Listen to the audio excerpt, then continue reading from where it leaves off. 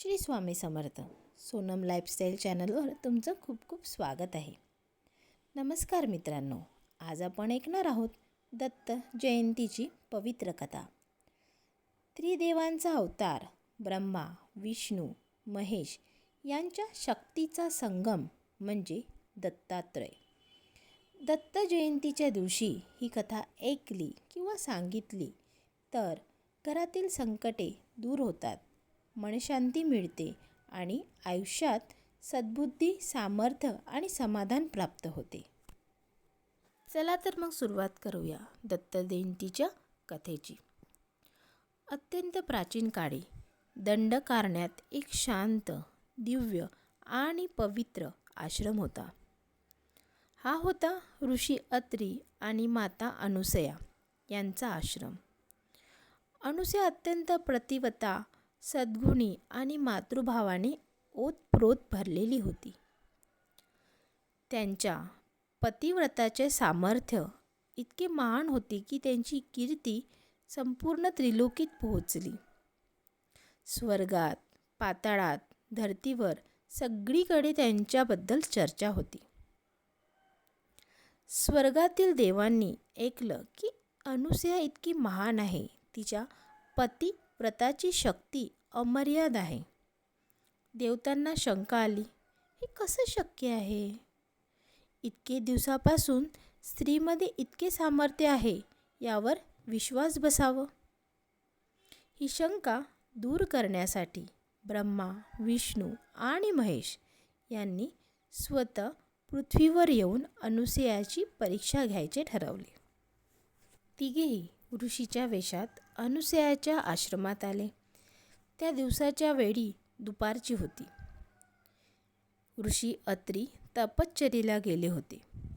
दारी 3 तेजस्वी पुरुष उभे दिसले. त्यांनी अनुसयाला विनंती केली, आम्हाला भूक लागली आहे, आम्हाला अन्न द्या. अनुसयाने नम्रपणे मान्य केले, परंतु भोजन देण्याआधी ते म्हणाले, आमची एक अट आहे.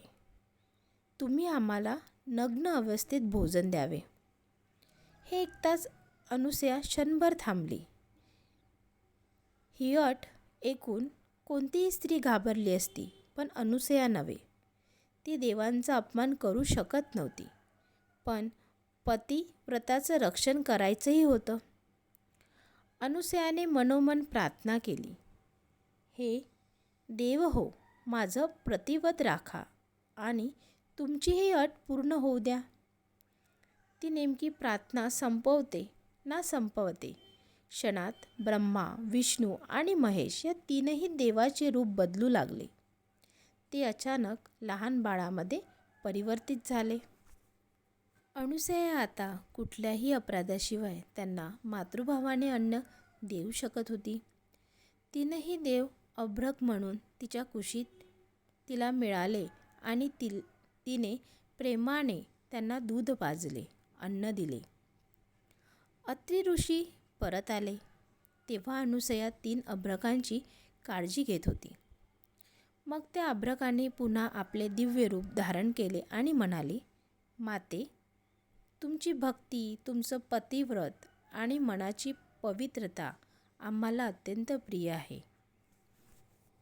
आम्ही तुमच्या पोटी अवतरण्यास तयार आहोत. देवांनी तिला वर दिला. क्षणात एक तेजस्वी दिव्य बाळ प्रकट झालं. तेच होतं दत्तात्रय. एकाच शरीरात ब्रह्मा, विष्णू आणि महेश यांची एकत्र शक्ती.